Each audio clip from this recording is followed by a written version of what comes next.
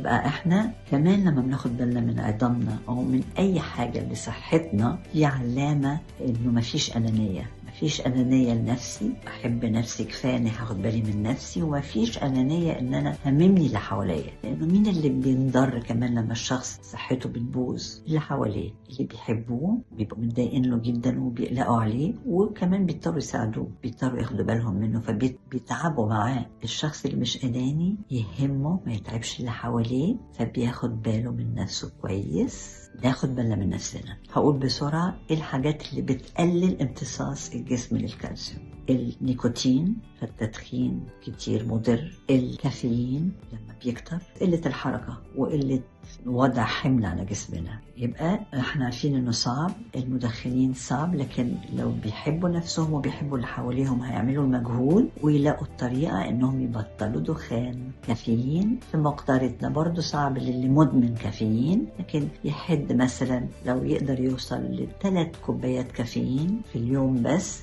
ده هيساعد. وبلاش مع أكل الكالسيوم شرب كافيين. الحاجات اللي فيها كافيين بسرعة: القهوة معروفة، الشاي معروف، الكاكاو، الشوكولاتة، بيبسي كولا. يعني مش هقول بس بيبسي كولا عشان أبقى بعمل دعاية سلبية لحاجة، بس الحاجات دي معروف إن فيها كافيين. خلاص اتفقنا هناخد بالنا من عظامنا عشان ما يحصل لناش هشاشة عظام، وفي سن معين لازم نعمل الكشف اللي يورينا عظامنا كثافتها قد ايه عشان نعرف نتعامل مع الوضع ده. مهم جدا. ومن ضمن الحاجات كمان اللي بتأثر على كثافة العظام الضغط النفسي، وللأسف كلنا بيجيلنا مراحل بيبقى فيها ضغط نفسي كتير. فالحل ده زي ما قلنا قبل كده إنه الواحد يلاقي لنفسه وقت يهدى فيه، يروح في حتة فيها منظر حلو، طبيعة جميلة، يحط موسيقى هادية، يتنفس بعمق، يتأمل، عشان أي ضغط نفسي بيأثر على صحة الإنسان